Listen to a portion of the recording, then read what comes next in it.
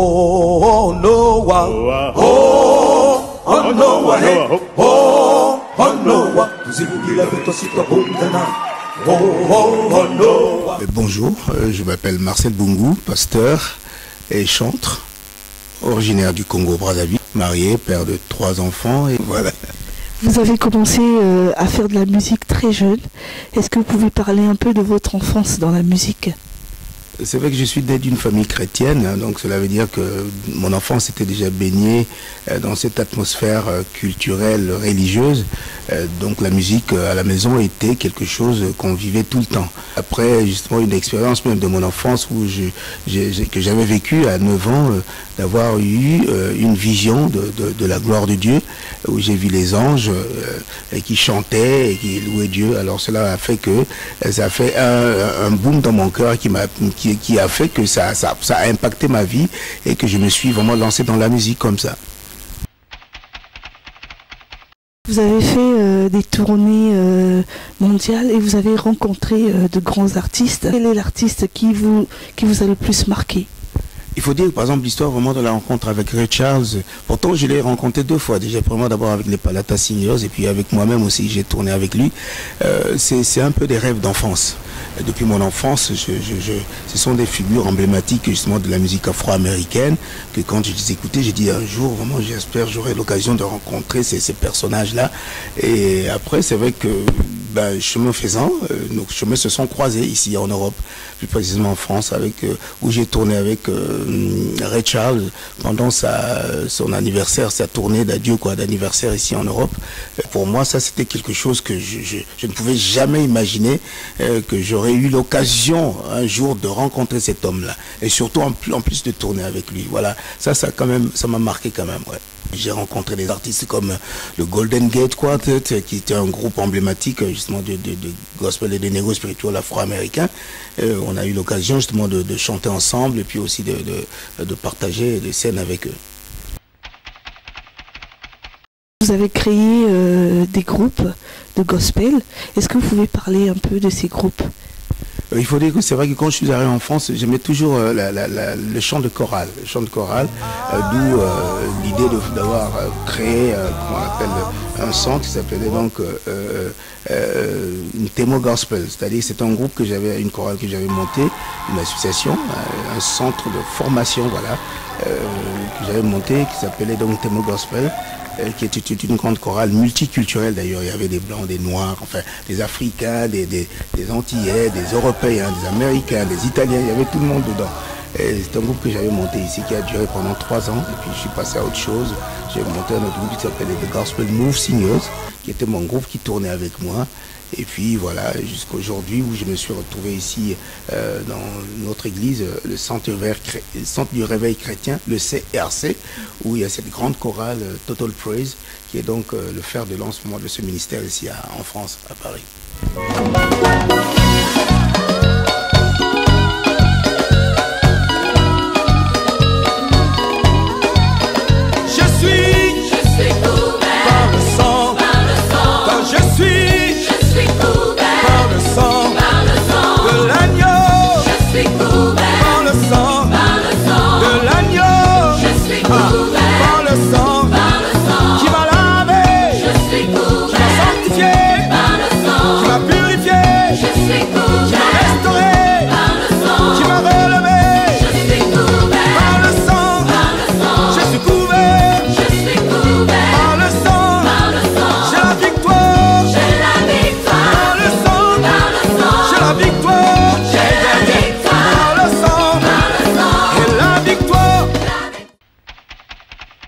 Vous pouvez parler un peu des perles ?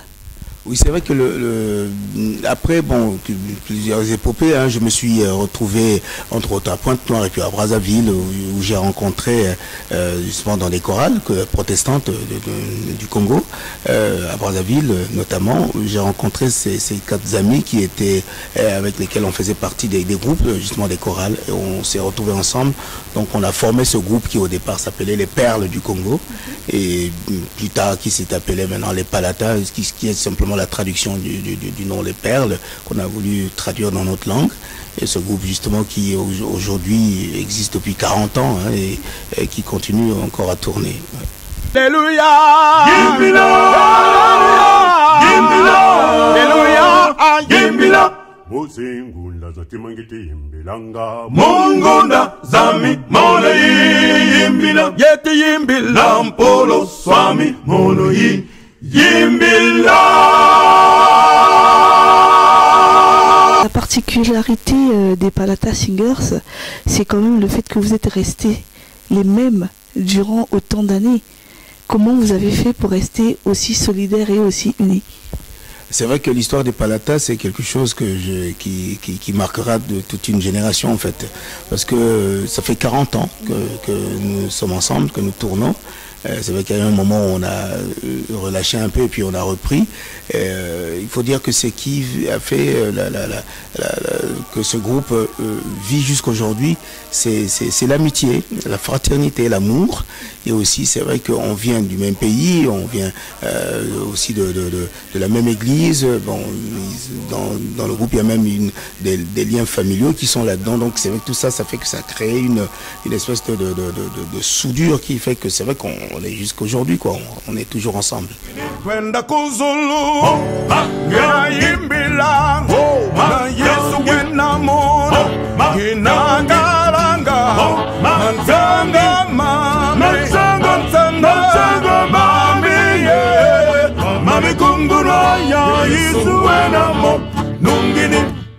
Kuzulu kwena bakundi babonsono amnene nunga muzingu bonzide vovo si amona bakundi bo kumbanza yo yanzi tusu twenda kuzulu yona tuna yimbila ya Yesu wena kuna ninakalanga Mantanga mami, mami kungula ya Yesu enamo, nungini penda kuzulu, ngena yimbila, ya Yesu enamo, kina kalanga, mantanga mami, mantanga mami, mami kungula ya Yesu enamo, nungini. Dans les Palata, vous chantez beaucoup plus en patois. Et donc, quand vous rencontrez ce public international, comment ça se passe? Là, moi, c'est vrai que la particularité des Palata, c'est ça. C'est le fait d'avoir pris ces mêmes chants, en fait, qui sont des négos spirituels, des gospels, mais les traduire et puis les chanter en langue congolaise. Et ça, c'est ça qui a fait la particularité de Palata, l'originalité même. Après, bon, c'est vrai qu'on a eu à composer même des chants, moi-même j'ai composé des chants qui sont des gospels, mais en congolais. Et c'est ça qui a fait notre force, justement. Et les gens, c'est vrai que, bon, ils comprennent pas, mais ils se disent, tiens, ça ressemble, c'est comme si c'est de l'américain, c'est pas... Mais quand ils écoutent, non, c'est pas les mêmes paroles, mais pourtant, ça ressemble justement au rythme afro-américain. Évidemment, c'est ça justement, qui a fait la force vraiment des Palata. Faut monter la lembo, passer à nunga, cause gonna trouble, no one. Babunzo, le ya wasa, tali nam fumo, cause gonna trouble, no one. Yes, stand away in the water, where in the water, children, where in the water, come on, cause gonna trouble, no one. Comment s'est fait ce projet dans le Roi Lion? Je disais que c'est vrai que j'étais sollicité par justement Walt Disney, hein, qui m'avait sollicité au travers d'une amie, d'une sœur, moi qui m'avait demandé si ça m'intéressait de faire un casting à Walt Disney. Je dis oui, pourquoi pas. Bon, je ne savais pas à quoi ça consistait, quoi. Je ne savais même pas que c'était pour chanter dans ce film Le Roi Lion 2. Et puis je suis allé faire ce casting, Dieu a fait grâce que j'ai réussi. Mais il faut dire qu'il y a une histoire dessus, parce que c'est vrai qu'il cherchait quelqu'un. À un moment où j'étais en retraite, alors je suis parti en retraite, ils m'ont demandé si je pouvais venir. Ce jour-là, j'ai dit je ne peux pas. Il dit ben, vous savez, vous ratez quelque chose. Je dis écoutez, là je ne peux pas. Et finalement, ils ont attendu quand même, ils m'ont rappelé, pour dire finalement, on reporte ça pour la semaine prochaine, vous pouvez venir. J'ai dit merci Seigneur, donc c'est toi qui veux que j'aille faire ce casting. Ben, je suis allé, donc ils m'ont choisi justement dans ce casting faire partie justement de cette aventure-là du Roi Lion Dieu, que j'ai chanté ce chant à Youpendi. L'amour c'est profond, laisse flotter ton cœur en apesanteur et plonge dans le bonheur. À Youpendi, où la passion est un fruit, tout le monde est ravi de cette folie quand on plane toute la nuit. À Youpendi. La jeunesse, qu'est-ce que vous leur direz? Personnellement, je dirais que vraiment, je n'ai rien fait vraiment pour faire ce que je fais. Sinon, c'est la grâce de Dieu qui m'a permis d'être parti du pays, de venir ici, mais de travailler. Donc, c'est le travail, c'est aussi la volonté de réussir, la soif vraiment de réussir. Dieu m'a fait grâce de pouvoir mettre vraiment en exerce ce talent qu'il m'a donné, et aussi de pouvoir l'exercer, de pouvoir le travailler, le peaufiner, le rendre aussi excellent que possible. C'est dans le travail qu'on réussit, de faire confiance au Seigneur, de faire aussi confiance au talent que Dieu vous a donné, et aussi de pouvoir travailler. Ne vous arrêtez pas seulement à 2 accords, 3 accords, mais plutôt ayez la soif de pouvoir exploiter au maximum le talent que Dieu vous a donné. Parce que comme je dis, le talent en lui-même ne suffit pas. Il faut 97% de travail, et avoir rien pour cent, 3% de talent, ça suffit, et donner 97% de travail pour réussir. Merci beaucoup, M. Bongo, pour cette interview. Mon Dieu,